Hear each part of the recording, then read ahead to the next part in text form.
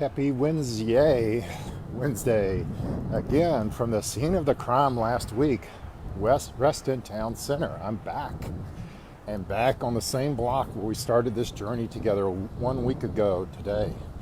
This is day 6 of Walk with Winston. Apologize for not being with you all yesterday.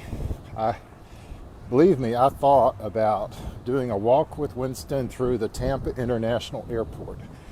That was a little beyond my comfort zone because carrying a roller bag and holding a camera, looking back at yourself, going through security, I'm not sure. I think TSA would have had extra pat-down service for me if I had done that yesterday.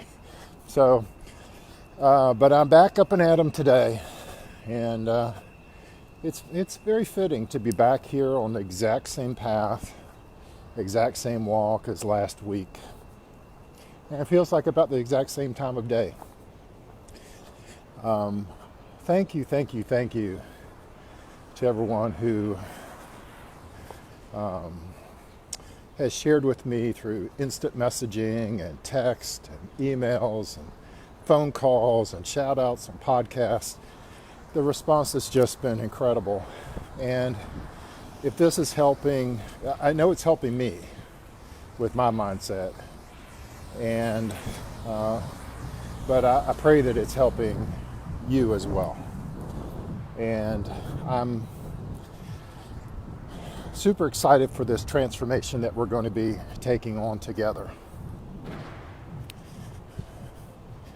One of my friends posted this morning on earlier video about how hard change is and how hard transformation is, and referenced, that in some cases she can be her own worst inner critic on making this change and sticking with it. I'm coming to learn as we share this time together that it's really persistence that is the catalyst for change. If you're like me, you get very excited about new ideas and new insights and new information that you get. And it's so easy to get wrapped up into that new distinction, that new idea that can propel us to that brighter and better future. I'm an idea guy. I'm a visionary. I love learning. I'm a lifelong learner. I just get so excited when I hear a new approach or a new insight I hadn't considered before. So for me, it's really easy to get kind of turned around like that squirrel trying to cross the road. I see a car coming my way. I know I need to take action. I'm in the middle of the road. I get so turned around. Do I keep going across the road? Do I go back to the safe and secure part that I know? And finally, at the last split second, you have to make an impulsive decision. And it's easy for me to get turned around with the newest insight, health-wise, the newest diet plan, the newest thing on Ellen, the newest thing that a social media influencer shared with me on Facebook. It's so easy to get turned around by all those things. But I really want to come back to not whether we get excited about that new idea, but more about sticking with a plan and seeing it through to completion. That persistence, that quality of persistence really is the key. Now, how do we stay persistent? What blocks our persistence? Well, as we talked about in a couple of the videos, the beginning of a new journey, the launching of a new rocket trying to get escape velocity. The most effort is going to come in the beginning, establishing that new habit, sticking with it in little baby steps, day after day, moment after moment, and letting that new experience, that new habit take hold. That's so important in terms of dealing with change. But I think the other underlying factor is, what do we believe about ourselves?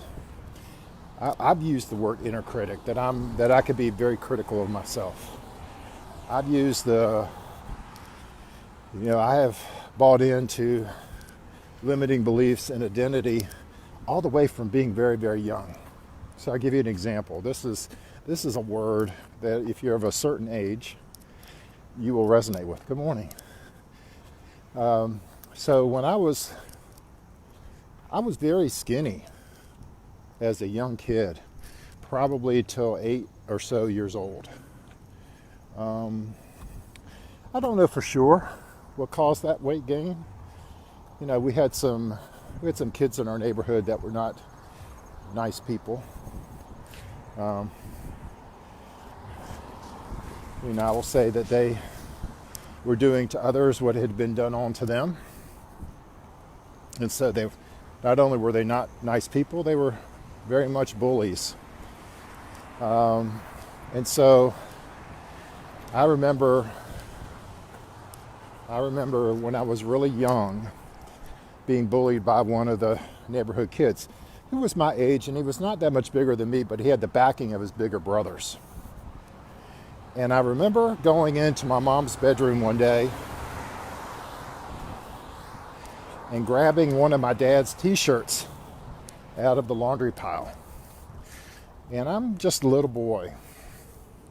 And I'm grabbing my dad's t-shirt out of that pile. And I'm holding it up over my head.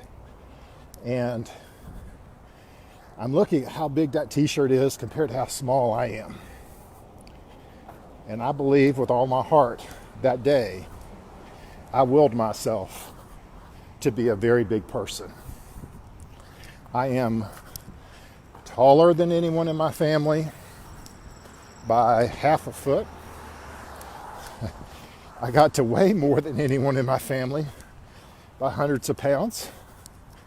And I think that day began a journey of using weight and my body size as protection. But as a result of that, this is now going to become the Walking with Winston and Geese video podcast, because here I am walking through a flock of geese. You will see them here. Here we go.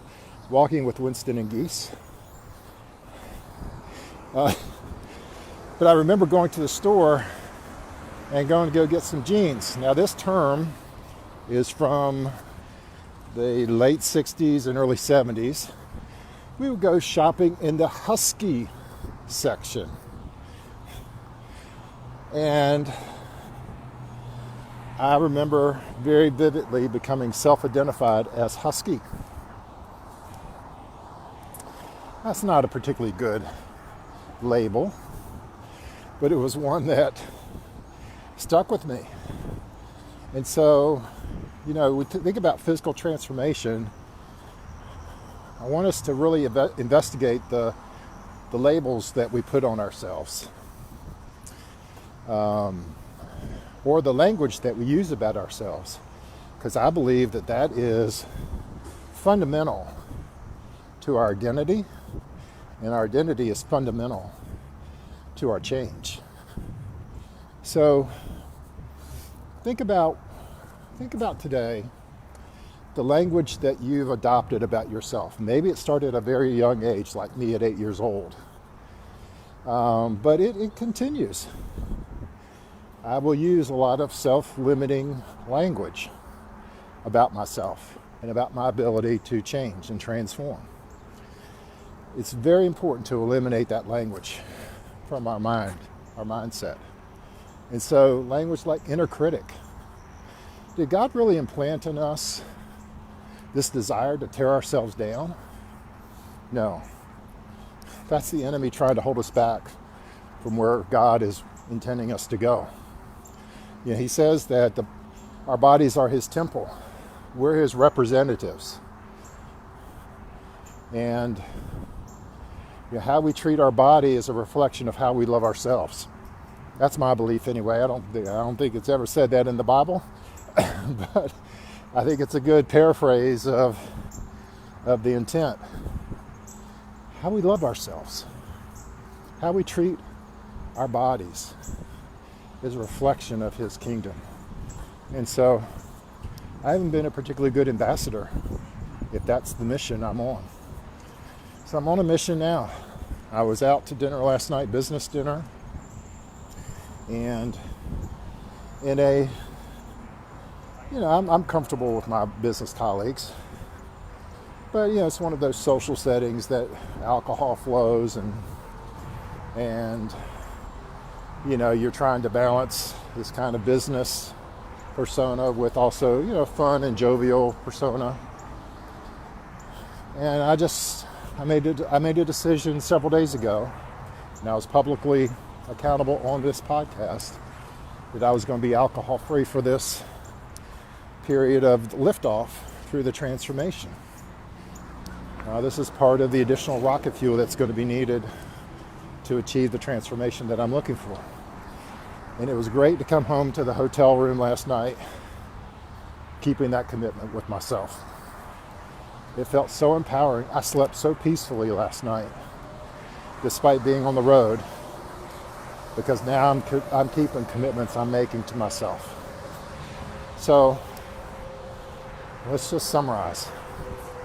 That inner critic's a liar. That inner critic's trying to hold you back. I'm a pretty easygoing guy. You guys know that. But I'm also a guy that could get pretty fired up when it's injustice involved. And to me, a lot of the inner dialogue that I've accepted, a lot of the inner the labels that I have embraced that don't serve me, don't serve the purpose that God put me on this earth for, I have a fiery passion to do something about. I encourage you, like I'm going to do myself, to root out every mislabel that I've accepted over the years. I didn't accept them intentionally. I may not have understood what the consequences would be to put on that mantle of a label that doesn't fit, and especially labels from our childhood that we've grown out of. Hey, I know, as I look back on my life and some of the bullying and other things that I tolerated when I was young, that eating for a time served me. It helped me cope with certain things. But when you were a child, you did childish things, and when you're an adult or man, you have to do adult things, adulting.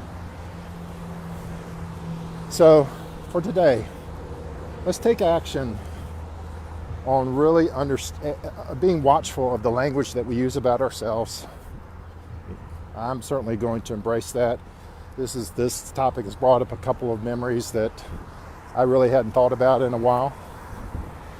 And let's instead begin to imagine or capture that vision of our future that's in alignment with what a loving Heavenly Father would want for us.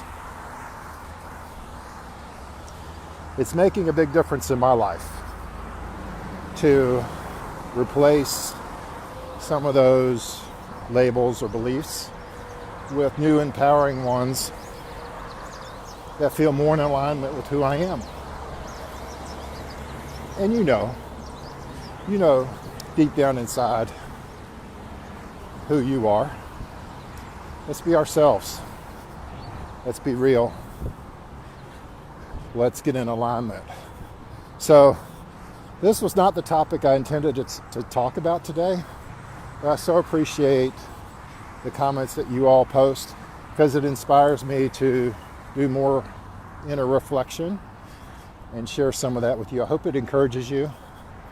I hope you know that you're not husky. You're not being bullied anymore. You're not a victim. That God has a great plan. And not only that, He's surrounding you with people that are speaking into your life right now.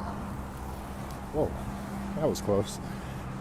And not only that, He's surrounding you with the people and the messages at the very moment that you're ready to receive. I found that to be so true in the last month. As I prayed out for guidance, people have just shown up, have just come into my life and have spoken such words of encouragement, inspiration, have challenged me, have kicked my butt, and I'm so thankful for that. So happy Wednesday, yay, everybody. And I will see you again tomorrow, day 2 from Reston. Have a great one, everyone. Talk to you soon.